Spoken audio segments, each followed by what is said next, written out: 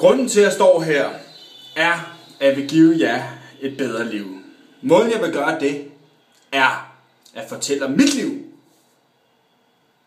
Er der for eksempel nogen af jer, der nogensinde har været syge?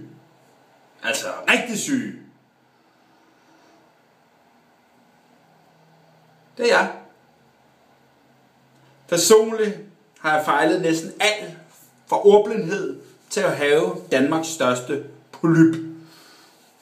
Til dem, der ikke ved, hvad det er det en gevækst i ansigtet. Min var så stor, at den måtte opereres ud af munden, hvor den normalt kommer ud af næsen. Men bortset fra, at jeg har haft pest i benene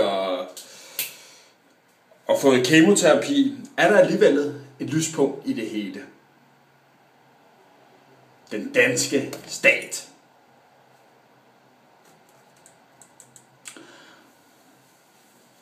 Og der vil jeg først og fremmest gerne sige tak til alle jer og jeres forældre for at bo her og betale jeres enorme skat og dermed min gebærden. Tusind tak. Af hjertet tak. Jeg modtager hver måned 10.000 kroner i SPAS-SU for at læse og fordi jeg har lidt ondt i øjnene. Udover en check på 10.000 kroner om måneden, har jeg tilladelse til at parkere helt tæt på Brugsen. Jeg kan få førerhund, hvis jeg ville.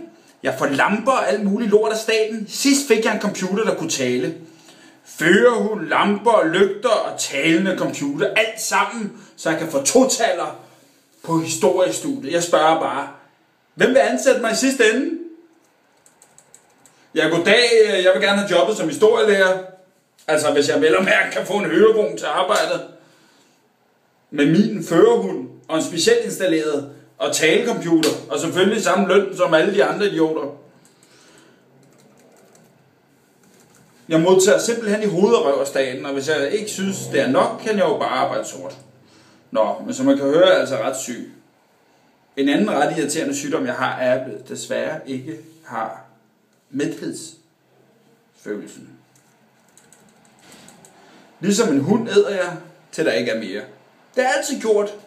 Det er selvfølgelig lidt irriterende, hvis jeg har en ven derhjemme, og han taber noget på gulvet, men ellers er det okay.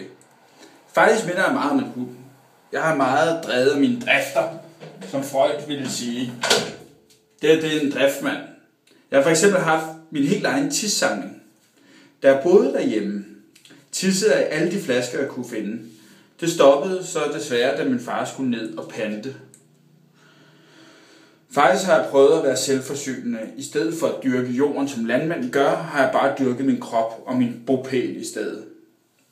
For eksempel dyrkede jeg en slags karse i min seng, og det kan I også gøre derhjemme. Det eneste man skal gøre, er bare at sove uden sengetøj i omkring 2 år. Så kommer der sådan en slags bevoksning, som man kan bruge til alt muligt. For eksempel fodre sine fisk. Lige i det her tilfælde groede der så desværre også mos på mine ben, som så blev endnu en sygdom. Men ellers kan man faktisk forsyne sig selv og sin fisk ret nemt. Og man ikke lige besiddelse af en seng, hvor man kan lave karse, så kan man få noget at spise.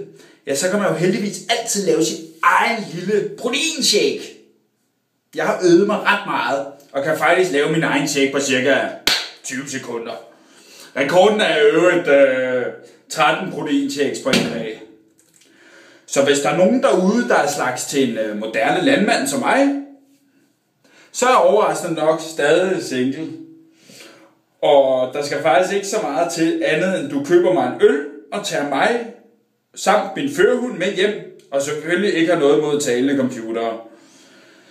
Det var lidt om mig og mine sygdomme, skavanker og så videre. Jeg håber, I kan sidde dernede og tænke, Gud, hvor har I egentlig haft det godt. Hvor har I dog gjort det godt, og hvor er jeg dog rask og frisk. Fortsat god torsdag alle sammen!